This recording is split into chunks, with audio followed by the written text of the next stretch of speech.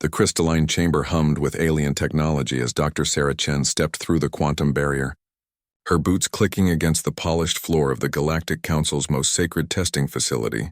Around her, representatives from 12 different species watched with expressions ranging from curiosity to barely concealed disdain. "The human wishes to attempt the trial of synthesis," announced Zixthor, the Council's prime arbiter. His forearms gestured dismissively as his serpentine body coiled around the central platform. "How quaint." Sarah ignored the murmurs of laughter from the assembled delegates. The Vrex ambassador's chittering sounded particularly amused, while the Delthari's crystalline form pulsed with what she'd learned was their equivalent of mirth. Only the elderly Keeper Thane from the archive worlds remained silent, his ancient eyes studying her with something that might have been respect. "The trial has claimed the lives of our greatest minds," continued Zixthor, his voice echoing through the chamber's acoustic amplifiers. "The Vrex lost their finest computational matrices.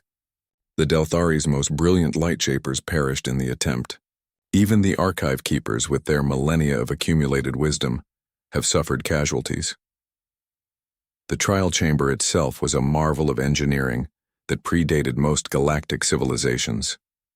At its center stood a column of pure energy that seemed to bend reality around itself, creating impossible geometries that hurt to perceive directly.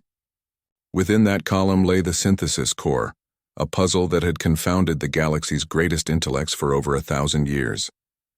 "The pattern within contains the fundamental equations that govern our universe," explained Keeper Thane, his voice carrying the weight of ages.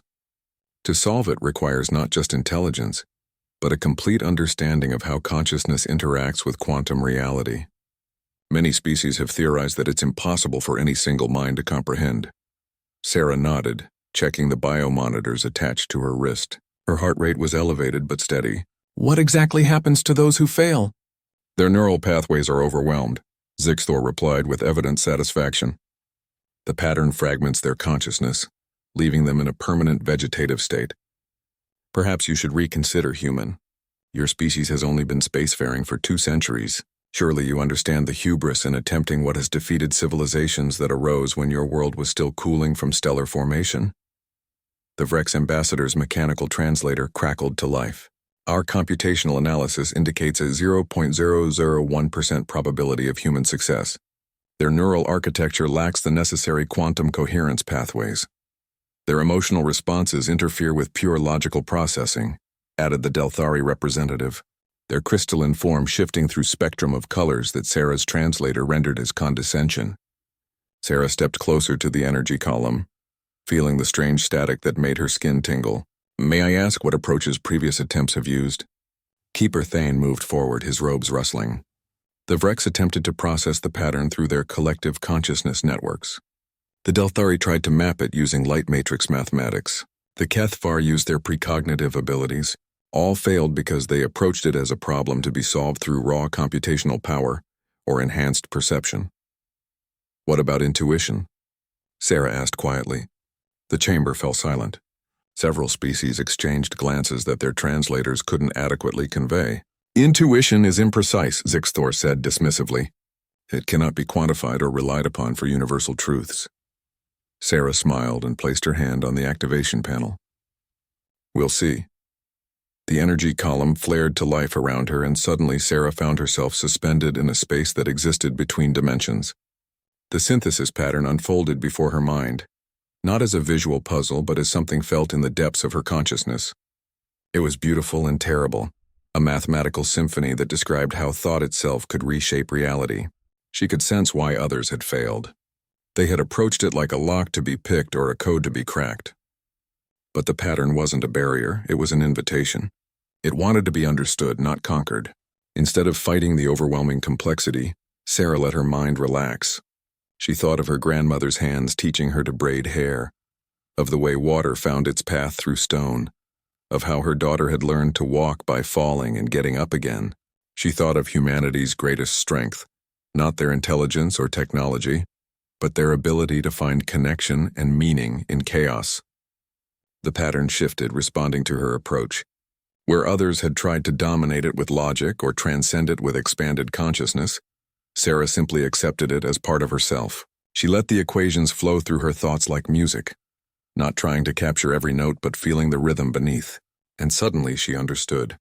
The synthesis pattern wasn't a test of intelligence, it was a test of integration. It required a mind that could hold both logic and emotion, order and chaos, individual thought and collective understanding.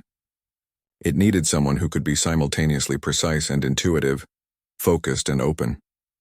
The solution came to her not as a revelation but as a recognition, like seeing her own reflection in an unexpected mirror.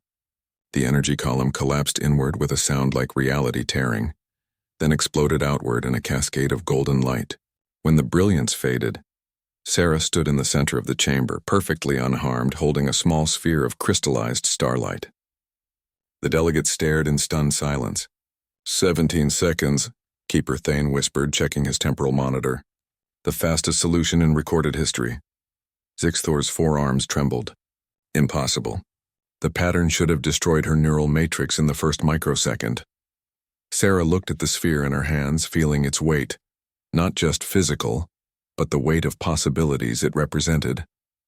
The synthesis core contained the blueprints for technologies that could reshape civilizations, answers to questions that had puzzled philosophers for millennia. You want to know how? She asked, looking around the chamber. You all tried to solve the pattern. I didn't solve it, I joined it. Human consciousness isn't purely logical or purely intuitive. We're integration specialists. We've spent our entire evolutionary history learning to balance opposites, predator and prey, individual and tribe, hope and fear. She placed the sphere on the central platform, where it began to project holographic data streams. The pattern wasn't testing whether we could dominate the universe's fundamental forces. It was asking whether we could become partners with them. The Vrex ambassador's translator was silent for a long moment before crackling back to life, recalculating. Human neural architecture appears to possess previously undetected advantages. Keeper Thane approached Sarah with something approaching reverence. In all our histories, we never considered that the trial required not transcendence of our nature, but complete acceptance of it. As the delegates began studying the sphere's revelations, Sarah smiled. Humanity had just earned its place not as conquerors of the galaxy, but as its mediators, the species that could find harmony where others saw only contradiction.